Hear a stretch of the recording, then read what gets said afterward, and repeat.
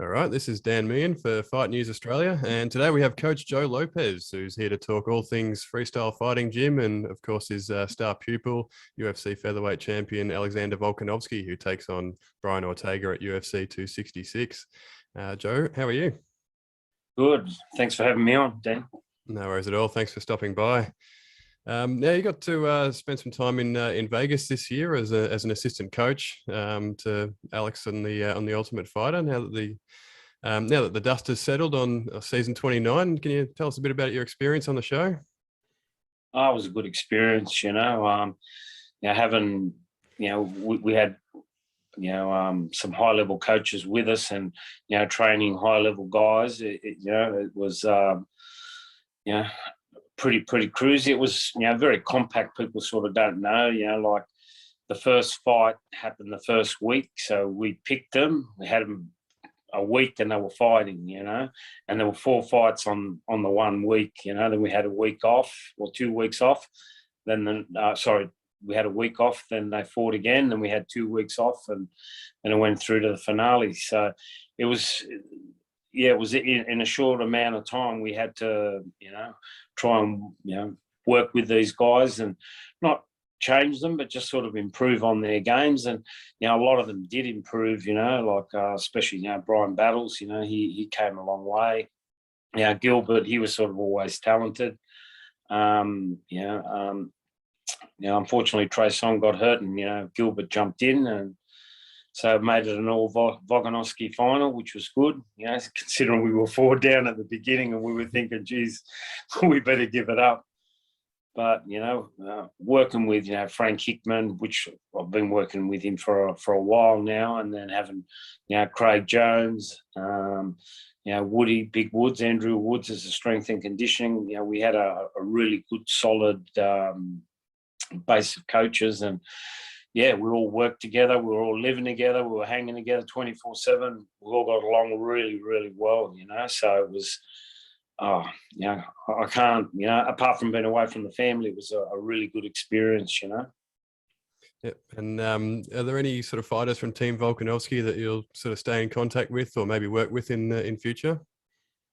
I'm keeping in contact with all the boys, and, it's just a bit hard now with the way the world is, but I'm sure, they all said, they'd love to come out here and train with us, or, we come out there and train with them, I think, we'll be all friends for life, after spending that time, we all sort of bonded well. We had like a pretty good team spirit. We got along good with the other team as well, there was no animosity there. No, it was good. Yeah. All right. Now, let's rewind back to the start here, actually. So how did freestyle fighting gym come to be? Well, I've always had gyms, but it was all mainly just, I own a security company and I do a lot of nightclubs and pubs and stuff. So a lot of the boys and us, we always had a place where we could always train and that. And then when I got to 40, I said to myself, man, I'm just over this, late nights and the clubs and all that sort of stuff. And I wanted to sort of retire in a sense. So that there was a church down the road from where I live was up for sale. So I bought it, turned it into my gym. And I just started, I wanted to travel and just, I guess I made a success out of my business because I could look after myself. I wasn't a bully or anything, but, if you're confident in the way you approach people, you don't have to worry about hitting anybody. It's more about talking to them. And I made a pretty good successful business where, got me to pay for the gym and a few other things. So I wanted to retire and give a little bit back for what fighting had given to me. So I just wanted to take on the coaching stuff and and that's where I was at. And that was way before the UFC was around, but it was very underground at that stage, And a mate of mine that I was with at a boxing gym, he said, well, why do you want to open this? I said, I want to get somebody into the UFC. So that was my goal. And this is, like I said before, it was mainstream. And it was something I wanted to sort of achieve, and now I've done it, Yeah, man, you built up a pretty solid stable of professional fighters down there. Now, I know you can't talk specifics, obviously, about training, but what's the training room like these days in comparison to the early days? Um, I think we're a lot more. In the early days, it was sort of. I really wanted to get more into BJJ, and I wanted to improve on that.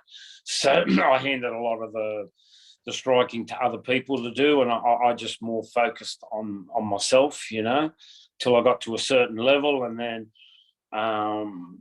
the fighters started coming along, and then I sort of had to take a back step from the BJJ, and I just started focusing more on getting the guys, fighting, and slowly but surely, we got there. Are there any up and coming talents on the mats at the moment that maybe we haven't heard of that we should be keeping an eye out for? Well, it's been a bit quiet now since we've been closed. So, we've always got Colby there. Colby's, he was lucky enough to be with us there in Vegas. He got to train with all those boys every day, and he holds his own. Unfortunately, we would have liked to have a few more fights up his sleeve, but that's not happening. Justin's really improved. Yes, since he's come down, like we were away and he had a couple of fights, sort of mixed success. But since I've been working on his striking, he's improved a hell of a lot, and I think he's going to be a handful for a lot of people out there, because he's very strong grappling, and I think he's changed his name now. The boys call him Lockjaw, because he grabs hold of you, it's hard to get him off you now. And and then we've got a couple of other younger kids and amateurs and that are coming up, but unfortunately I haven't been able to see any of those guys, and I just hope they're hanging in there, and hopefully we get to open up soon and have some little bit of normality, because it must be killing these people out there. That's what I think. It must be so, especially if you're young and you can't do the things you want, you're trapped. It's very unfortunate. So I'm just hoping we open up real soon. Absolutely. Now, of course, your star pupil is UFC featherweight champion Alexander Volkanovski. So, how did you first come across him? Well, he just came to the gym just pre-season, just to get fit, and he came down for a bit. And the first time he sparred, that's what sort of set it apart. We had like a seminar, and then we had an open sparring session. And I asked a couple of the boys if they wanted to come down afterwards, and Alex was one of them. I had a guy that had a couple of fights, a heavyweight. Alex was a heavyweight at that stage, and probably ranging in at about 100 kg. And I was gloving up my heavyweight guy, and this other guy's coach, the other guy that was in the cage, then he'd had 5 fights, and he was a local young guy who was sort of supposed to go places, and they threw Alex in there with him, and I couldn't get to the cage quick enough, and they'd started, and then within the first minute, Alex has taken this guy down and submitted him. I went, whoa, this guy's supposed to be the next best up-and-coming heavyweight, and Alex has submitted him once, and then I think over that round, he submitted him like 3 times. I just went, man, this kid's got a little bit of talent, So after the spar, I asked him, I said, mate, have you ever been interested in having a fight? And he said, mate, it's always been a dream of mine to have a fight. And I went, well, let's see what I can do. And I think about 3 or 4 months later, we lined him up a fight, and I guess the rest is history. He just went on from there. At what point did you sort of realize that you had a potential star on your hands? Was there a particular moment where just the penny dropped? I guess from the beginning, Alex is a really nice guy. He's got a good heart, and his work ethics are second to none. If anything, I've always had to put the brake on him. So or for me as a coach, I didn't want to let him down, and I didn't want to let myself down. So it was just a work in progress. We started with, he always had really good, strong base and wrestling. It was just his natural frame, I guess, and he's so strong. and we just worked on different things, and slowly but surely he just got better. Each camp we'd focus on a different, either whether it was the leg kicks, or we'd work on his takedowns, or his ground and pound, or his scrambling. We'd always have something that we'd specialize in for that camp, and get really good at that one thing, and just keep everything else obviously as well. And then, by the time he got to the UFC, he was a very well-rounded fighter, Yeah, and you touched on the work ethic there. Is that sort of the one thing that makes him sort of great? Is that the one thing that you can sort of point to that sets him apart from the rest, or? Look, he's got really good fight IQ. You know what I mean? He's what I told him from the first day I worked with him was he's got this. He can read distance really well from the beginning. Some guys that are even in the UFC never get it. They don't understand the distance. He can read distance really, really well. So he just knows where they're not going to hit him, and he can hit them, and he's always just floating on that outside. He works that really, really well. So that's his, for striking here, that, I guess that sets him apart from a lot of the other guys, because it doesn't matter if they're trying to throw power shots or anything. In fact, it probably suits him better when guys are trying to, take his head off, because he can just make them miss and then he makes them pay, So where a lot of other people just get intimidated, and especially in the early stages of fighting, when someone, big and strong comes throwing big bombs at you, where for him it was just, it was a ball, a walk in the park for him, Yeah, and Alex, of course, had a pretty well publicised run-in with COVID-19 earlier this year, and it sounds like it might have knocked him around a little bit. So how bad did it get, and has there been any sort of lingering effects from that? No, I think he's made a pretty full recovery. At the time, it was a bit, it was pretty stressful, I guess, when you're cutting weight, you get told you're not going to be fighting, and like I touched on it earlier, that, that these guys only get a very short time at this. One fight you don't get is one you're not going to make back, and that's how these guys have got to make their money in that short amount of time, so then they can retire later on and don't have to, go back to, hopefully not having to, get their brains knocked out in bare knuckle. Or, I mean, some guys just love fighting, and you can't knock them for that, I love it myself, but you don't. I just think it's sad that some guys that, have to go, especially in their later years, when they get into their mid-40s or 50s, and they still have to go out there to punch on, because that's the way they're going to make some money, But yeah, I think it was a really big shock, and I think it just, with the weight cut and the stress of everything, it knocked him around more than it did all the other guys. I was lucky I never got it, and I've had my blood tests since, and I've got the COVID antibody, so I can't catch COVID. So I'm sort of lucky, There you go, bulletproof. Yeah. So Alex is what, I think 33 now or thereabouts. So you sort of touched on the limited sort of window that fighters have to sort of have their career. Is there sort of a time frame in mind for Alex, or?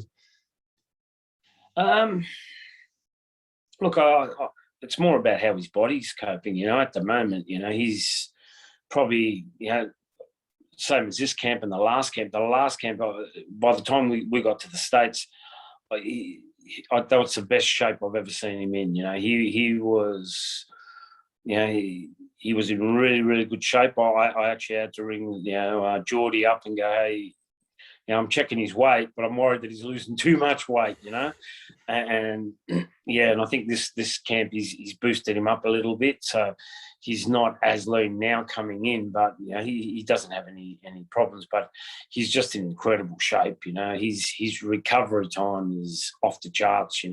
He puts it in every session, every round, and the other boys might struggle to come back, and they start to fade, but I look at his times, we do certain drills and certain things, and his time's still the same, and, he might be into his fifth round, and sure, he's put everything in, but his fifth round is good as his first round, which just shouldn't happen. So while his body's running on that level, it's power to him. He's going to be a handful for anybody.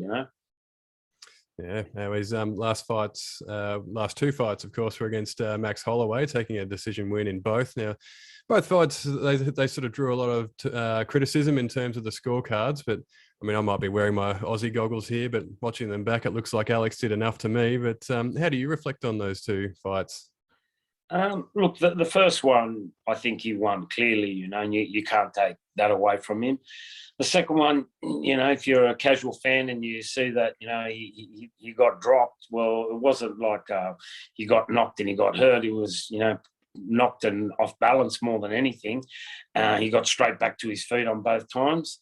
And then the next three rounds, if you play them back and you have a look at it, you can clearly see that he won those the last three rounds, and look, people are going to have their opinions, and so be it, and for us, it doesn't faze us, we just move on. We're looking forward now to this Ortega fight, and that's what's in front of us at the moment, and that's what we're playing, Exactly, yeah. And speaking of what's in front of you, Alex is facing Brian Ortega at UFC 266. Now, Alex's last three fights have essentially been kickboxing matches, really, haven't they? With the Jose Aldo fight in there. So I'll say Ortega brings a pretty different skill set to the table. While his striking has improved, the real threat is probably his submission game. So how do you view the matchup? It's an interesting matchup, and Brian has improved his striking, so it's something that we're looking at, and you can't take the danger away of, his skill set. We were lucky again to work with Craig Jones, and, we're still in contact with him, and, even though we've got, Treco here with us, as our BJJ coach, that there's certain things or I'm not really happy with, I just get on the phone to Craig and, he sends us back a video and stuff. So, it's really good to have someone of that caliber, on tap to ask for, if you're not sure about something or is there a better way of doing something, so, I mean, it is a worry, but we're not worried about, Ortega's jiu-jitsu, if that makes sense. You've got to respect it, but we're prepared for it. Yeah, so Alex's submission game is probably something that we haven't really seen so far. So do you think it'll be put to the test, or what can we expect really when the fight hits the mat? Well, again, Alex, like you said, he has won a couple by submission, but it's more. He usually gets on top and grounds and pounds them, and that's just been his game since he first started. He's got a very solid base, so if he gets on top, he's very heavy and he's hard to get off. He's got scrambling. Sometimes he over scrambles. He's got a position. He feels he moves, so he moves and lets them get away. Oh, no, it doesn't let him get away. Just lets him get to another position. But he's always on top. But he really drains people with that pressure that he's got, and unless you roll with him when he wants to go hard, you don't understand how just the sheer volume and the movement and everything else, and you're slowly, your battery's draining, but his is just staying the same, because he's got this gas tank and a half, so he just drains people. He gets a little bit ahead, and then he gets a little bit more ahead, and then you're chasing your tail, and then you never get it back. Now, Alex is normally a pretty laid back guy. He's pretty respectful towards his opponents, but with all the back and forth from the tough filming and everything that's sort of been said since, does it feel like there's a bit of extra spice in this one? Oh, look, I think so. I don't like to say much, I think he just disappointed Alex because Alex wanted, I guess, like have a bit of banter in the show, so they could even just like a friendly rivalry, but.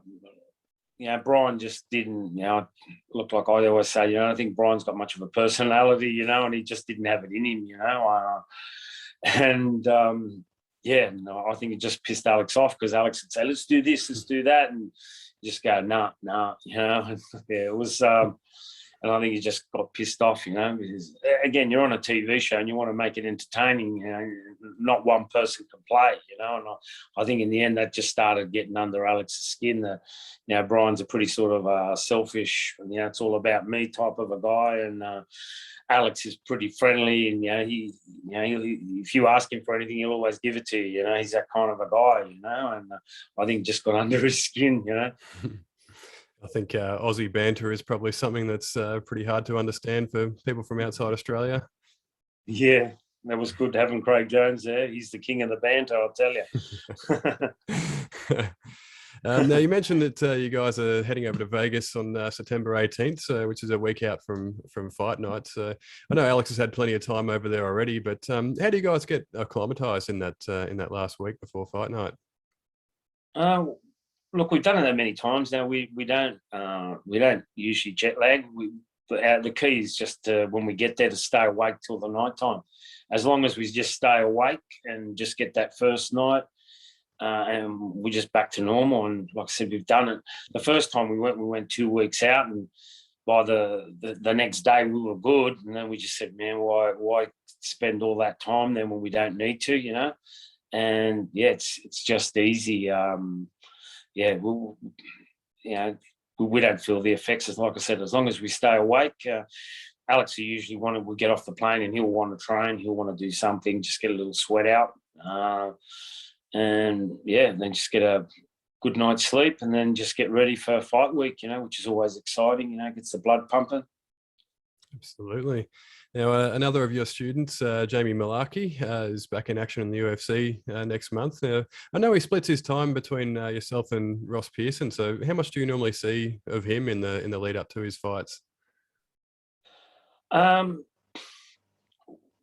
Well, it's just been these last couple of camps because we usually like to travel a lot. You know, we go to New Zealand or we go to Thailand, and again, it's more just to get different sparring partners. I'm a really big believer in, you know, training with as many people as possible. And the thing is too, it's good to have your little crew that you can trust and everything else, but a lot of the time everybody gets familiar with everybody's moves, so it's hard to play a certain game because they know your game and you know their game, and then it becomes that game where it's good to have just different guys, random guys that are going to throw things that you're not ready for, and you can play a bit of more of your game without them really understanding your game, and if that makes sense. And you know, having Jamie down here, he again, you know, terrific guy, great work ethics. Sometimes I think he's just too tough for his own good, you know. And you know, Ross has been coming down, you know, so it's not that you know that he, you know, Ross is his coach. He just comes down and helps us with our camp, and Ross comes down, and I really appreciate, you know, their help and their input, you know, and you know they're good guys to have around. We have a good laugh, and yeah, and we've still got, you know, there's a few other guys that have been coming down over the thing, you know, like with Josh and Blake Donnelly, Trent, just to name a few of the guys that are there, you know. But yeah, they've been with us now for the last 4 camps. We've been working with these guys pretty closely, and yeah, the guys are getting to know each other pretty well, and man, they're all getting so good. You know, that's what I'm seeing. You know, they're all elevating. They're all going to be guys to look out for in the future. Great. Well, Joe, before I let you go, do you have any sponsors or anyone you'd like to shout out? I'll hand over to you. Combat. Yeah, best supplement out there. I can't think of anybody else. That's it. Combat. Yep. Oh, Morgan's. Yeah, you can't beat Morgan's sporting equipment. Number one. Don't buy Engage, buy Morgan's. There you go. You heard it here. Yeah. Brilliant. Well, I've got an Engage tax at my gym now. If anybody wears Engage stuff at my gym, there's going to be $50 tax on it. There you go. Well, you've been warned. Yeah. So remember, for the engaged tax out there, people, if you come to my gym, you wear engaged, it's $50. Brilliant. You've been warned, people. Joe, thank you so much for stopping by, and all the best at UFC 266. Okay. Thanks, Dan. Thanks for having me on, and thanks for the support. Appreciate it.